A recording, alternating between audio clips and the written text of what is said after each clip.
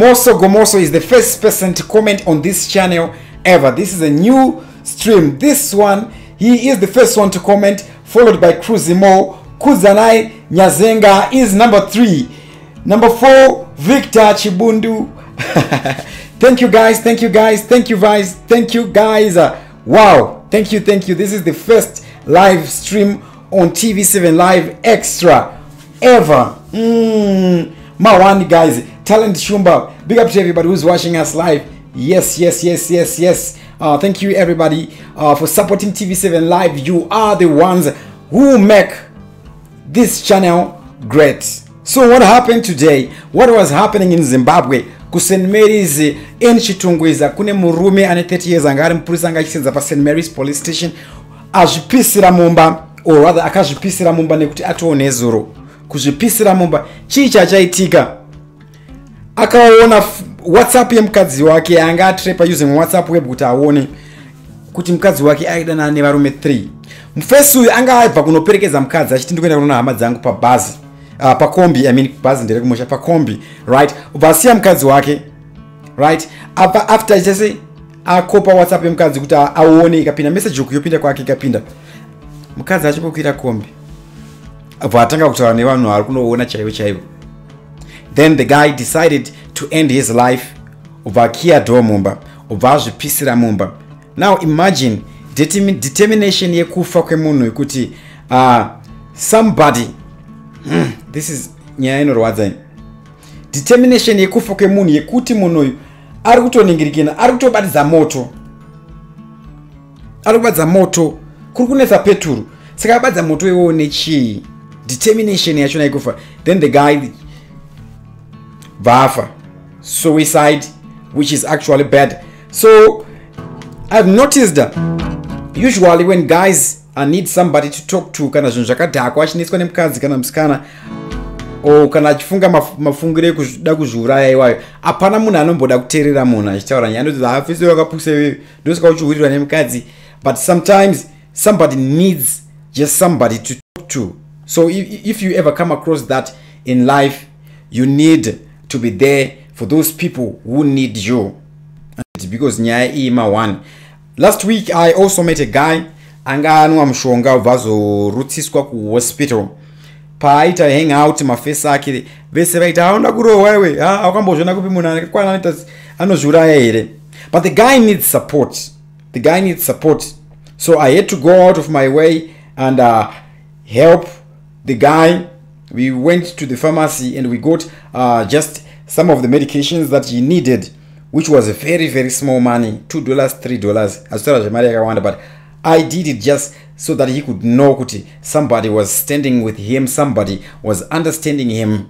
Okay, that's all. Kuzai Nyazenga say Talent Shamba. Yes, thank you guys. You are the first people to comment on this extra channel, backup channel.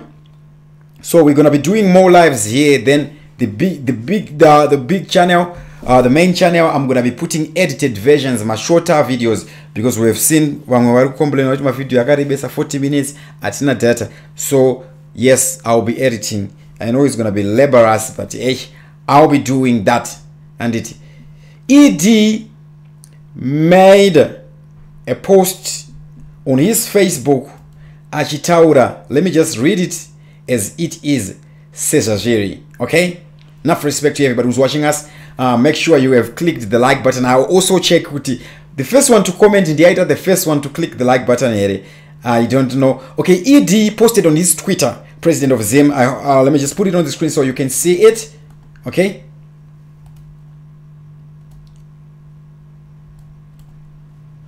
right, it's here. ED made a post on Twitter. This is what he said.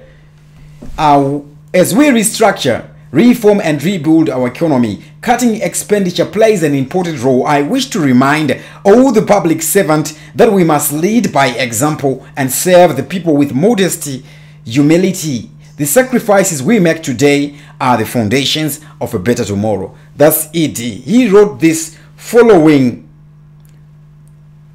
my MP demanding my Land Cruiser. We're talking my Land Cruiser, those that are above 50,000. do mota dzatutanizvadzo. So members of parliament were demanding, imagine what these guys are demanding, right? Now ED writes, Tema Mliswa takes it to him. He responds, not on legislator. This is what he said. The role of parliament is to provide oversight to the executive. It doesn't make sense for parliamentarians to get cars which are used as escort cars for those in the executive. We must maintain the dignity and integrity of our parliamentarians. Here ED arikuti ma MP amungawape motikari dzakafanana nemota dzinofamba namahobho vapresident, ma escort cars, those 4 cars dzinofamba dzakatenderedzana ngekini mota ya president. Then he writes again, so I make no apology whosoever for standing for the remuneration welfare of parliamentarians. It is what is right and must be done. Okay, you see how these members of parliament come to action when they want to represent their needs, not community needs. Ndinenyaya yavo tichataura nezvavo zvavari kufanira kuita vakomana vari kutengerwa mota nyowani. Okay, the issue of legislators is not a luxury. Those tools of trade, those are tools of trade across the political divide. We can't have parliamentarians who are compromised. He goes on again, Honorable Themba Mliswa. The role of parliament is to provide oversight to the executive. The executive, we're talking about the president office here. It doesn't make sense for parliamentarians to get cars which are used as escort cars for those. Okay, this one. Then Charlton Wende added his voice, claiming that parliamentarians were entitled to a vehicle loan scheme. The role of parliament is to appropriate expenditure via budget. Parliamentarian had a bid of 163 million and only got 145 million. So these guys are complaining, yeah, 20 million. This can't be extortion. If you go to the Hansard, you see committee after committee in their reports pleading for ministries to be given more funds. MPs are already entitled to a vehicle loan scheme, Toyota Hilux as per at Mtulingube yesterday, to enable them to conduct their parliamentary work. Every cent will be paid back through monthly deductions. Future liability. Can we afford to give you guys future liabilities? Can we do that? Remember, my treasury bills, they're valueless. So, Mr. Charlton Wende, what you are writing, Ajnam Soro, okay, according to me, all right, it's an opinion, no offense, okay? How is a Land Cruiser VX a tool of trade? This is pure greed.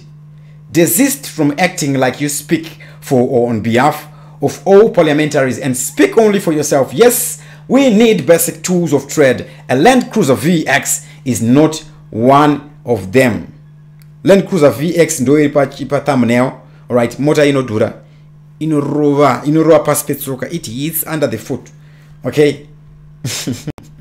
Yeah. So this is what these guys are doing. I'll take you to a certain document when we are about to finish this video. Maticha, pane maticha akamacha kubva kwa Mutare kusvika muHarare, Mutulingube ndobva avhara dhoo rake. Maticha obva atadza kupinda.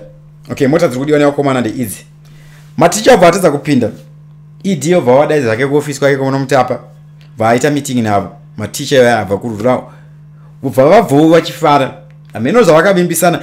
But Mutulingube aranga ratovhara ofisi kuti maticha abva kwa Mutare asapinde. Come on guys, these guys have mashed.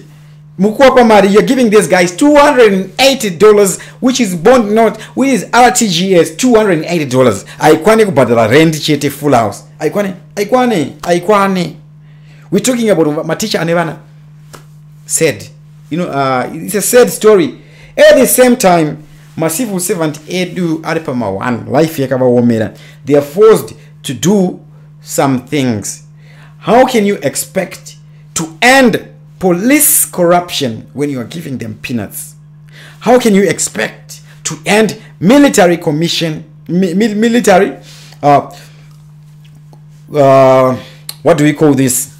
Corruption? How do you expect the teachers to not be corrupt? How do you expect nurses when we see those guys?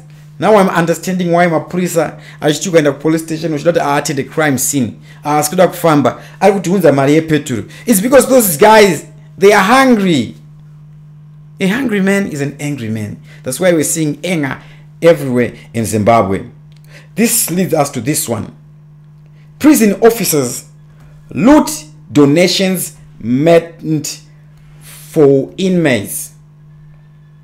Prison officers loot donations meant for inmates. This is what happens. Can I think about that? Massive servants. Edumal. Okay, I'm asking you, everybody who is in Zimbabwe right now, who is out of Zimbabwe, please, guys, let us support our civil servants, starting from us. Vangenge vachipuwa peanuts ne hurumende, but we need to play our part. Me personally, I don't have a voice that is as powerful as some politicians, that is as powerful as the voice of Tendai BT or Nelson Chamisa. But this is what I'm asking everybody. Ngati treat massive servants edubo. I've seen it happening states ku UK. Ngati wabate bo, right? Ukatakura mpurisa, ukatakura msoja, usambadarise mali.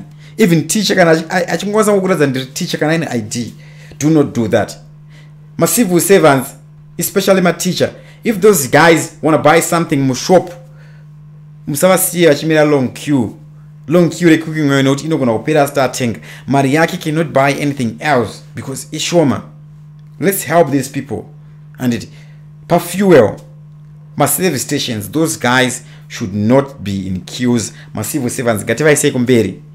That's the best we can do for them right now. We as a people, as a patriotic people, as a people who love their nation, right? Let us appreciate these people because they are in hard times. Trust me, guys, $280 does not last anybody 24 hours. On the black market, $280 is around 70 US dollars, meaning literally Zimbabwean teachers are getting paid 70 US dollars basic salary gross, which is really, really sad. My prison officers, they are taking the donations that they made, and yes, Mtuli is actually in the process of cutting civil servants' salaries. Marishoma iyoyo already. I do not know why ED chose to meet the rural teachers. At least that was better. They were going to harvest house. You see, it would have been better. I don't think Zimbabwe we can ever go forward if we can't have an argument without kutukana. Kupikisana tisingatukane zvanamai vedu zvekumba kwedu tikagona kupikisana kudebate tisingatukane like insulting the person, right? Like some people, I don't have any problem by somebody who opposes my opinion is their right, but me personally, because it's an opinion, most of those things I give you guys the floor to tell me what are your opinions, what do you think. So until a member of MDC and a member of ZANU-PF are able to be in one room and debate, pasina kutukana, pasina kurovana, pasina kushereredzana, pasina kushorana, if they can reach one tune, asiri kuziva achinyatsoti hongo apa handisi kuziva, ari kuziva achiudza munhu achiexplaina hona pakati. We need a civilized debate. Kudhara pakwa kusati kwane civilization. Do you know what was happening before civilization? Kwanga kuine hondo, kukwazita World War I, World War II, ana Hitler vachikitisa vanhu Japan ichirwisana nestates chi because kwakusina civilization. Civilization does not build. Ndonzwa vamwe vanoti tinoda local hondo yedu inonzi civil hondo. I don't think that is ameno. And funga zvinhu zvakanaka zvekuda kuti tite hondo muno hondo haivake, right? Ma MP ari kuchemera motikari I think vanofana kupuwa ma laptop kana kutenga vega ma laptop avo. Sometimes they need to do some of those meetings, conference call. We have talented Zimbabweans who can actually design new softwares, and we may also need to see everything that happens in parliament easily. Kuti musafambe every day. And when ED moves from the State House to his office, either at Monomtapo or at ZANU-PF HQ, at least 100 vehicles are involved, at least. Zvichienda kumberi zvichinovhara marodhi, pilot car, mota ichatevera yachona dzakakomberedza mota dzapresident, mota dzine maradha dzinosenza, mota dzinojema manetwork kuti kana paine vane mabhomba ane maremote asashande, ambulance, masoja anenge ari ready. Pane ma-units, I did a video on that one. All those guys. It's over 100 vehicles involved, and it's over 200 people involved. Before president atombofura pandanga patofura imwe motikari ichiassessa muma roadside mune ma plain clothes security, because the president is more vulnerable when he is traveling. So sometimes it then becomes cheaper for a president to travel locally via helicopter, via the air. You see, imari ma millions anoshandiswa na president just to move. Let's talk about the car. 1 liter only goes 2 kilometers. Kubva panapa kusvika kumashops kwangu 1 liter fuel rasisa. You see what's happening? 50 liters is only 100 kilometers. Imagine. These guys should start implementing this. Maybe my MP kuruzeva and but being a member of parliament in times like this, arisibasa. Let me tell you something. Kana wave mu office ye hurumende, wave mushandi we hurumende haubvumidzwe kunge uchiita rimwe basa nenhau yekuti hurumende haisi SDA yekuchikoro yekuti manager anomboenda unoita SDA. No, hurumende is a commitment, and not everybody has a heart for the people. Vazhinji varuda kunotsvaka mari. Vazhinji, they were looking for employment. I'll be doing a series of videos early January where we're gonna be digging deep into the lives of every member of parliament. Tichiti uyu paakasati apinda parliament aigara kwakati, apinda parliament akazotenga mota iyi apa iyi akaipiwa pama primary election neZANU-PF. Of course yakavapa mamota akaipa. Maybe ndozi kana parliament ari kugumbuka. All right. So to those who watched the movie Kingsman, where these guys were having meetings, hologram, conference call, yes, the technology is here. It is here. Let me take you back to 2016. I just want to clarify something. Then I sign out. Okay, keep your comments coming. I'll be reading your comments. Surviving Zimbabwe is a book which I wrote in 2016, just before the conception. I don't know if it's conception or inception. 2016. My bond not asatawe. I wrote this one. Okay, this is a full book. Alright, but Pandiri MPs and ministers must take bus to parliament.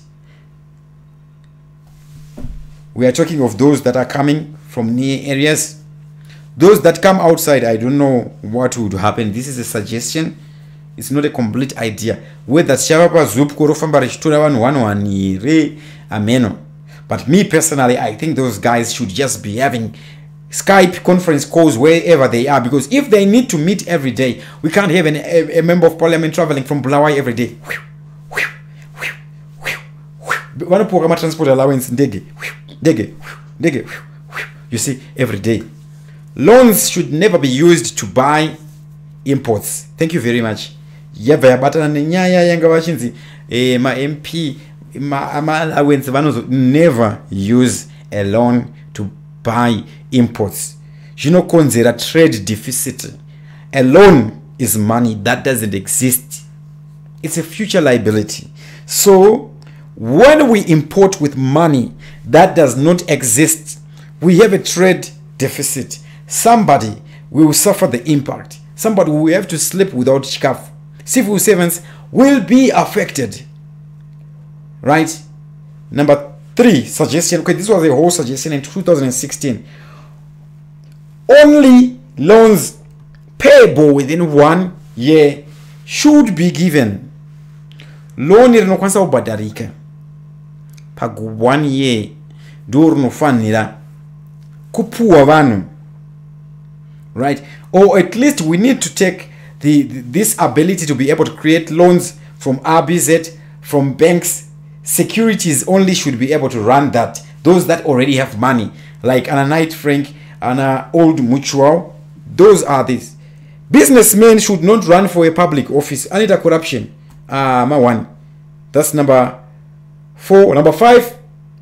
MPs should be given public entrance tests before primary elections. Entrance tests, text. Right? We know some people will only entertain us mu parliament. And the doctor has a example because anonza akauraya vanhu anakana kumbusungwa iyeye munhu yeye paimbo mira especially nguva dzehondo yeminda and hapana zvozikanwa pai ngavanyore ma entrance test vasitowapinda kuti tizive kuti at least zviri nani, because these guys are the guys responsible for planning our legislations. Makaona Tendai biti paitaurira mtuli ngube kuti mudhara mtuli makanyeba apa makapurunga aitanga kutaura Greek ma MPs anga kudaizvo. Not our understanding. We understand there is entrance test zvineka discrimination somehow against vanhu vasina kudzidza, and it's not vanhu vasina nevanhu vasina intelligence. You can't trust mumwe munhu asingagone kurana life yake kuti arane yako arane economy iye akatadza upenyu hwake. Unai vakomana veGovt vari kuita mastrike asingaperi asi vanoti vakarwira rusununguko. Handiti mumwe munhu oti makarwira rusununguko ko zvatisina kusununguka zvamuchiri kungochema wani, saka tokutembai sei kana muchitokutendereiwo raiti kana pasina chakachinja kuupenyu. Alright, 1 2 3 4 5 6. Number 7, car imports should not be allowed by money and locally. Do you get me? That was 2016. And of course, I'm telling you about Domoka here and there. But this one, I wrote it in the year 2016. I'm going to put the link to this book so you can understand where I'm coming from. This is 2016 where I say car imports should not be allowed by money and locally. In other words, if one is to import a car, they should explain where and how they got the money. If one cannot account for their money, it should be confiscated immediately, instantly. If you can't account for your money, where did it come from? So it is not the ordinary citizen who is responsible for the imbalance between import and the export, right? The cross-border traders who should be sitting unemployed are serving the nation. Ma cross-border vangadai vakagara kudzimba vakamirira mabasa vari kubatsira community pakuti vari kunotsvaga zvinhu, vari kunoita madhiri, vari kubhadhara taxi. Saka vakomana vehurumende siyanai nemadzimai ekujoza nevanoenda kurana China. Aiwa, hurumende inotobenefita pane kuti vange vakagara kudzimba. Anditi.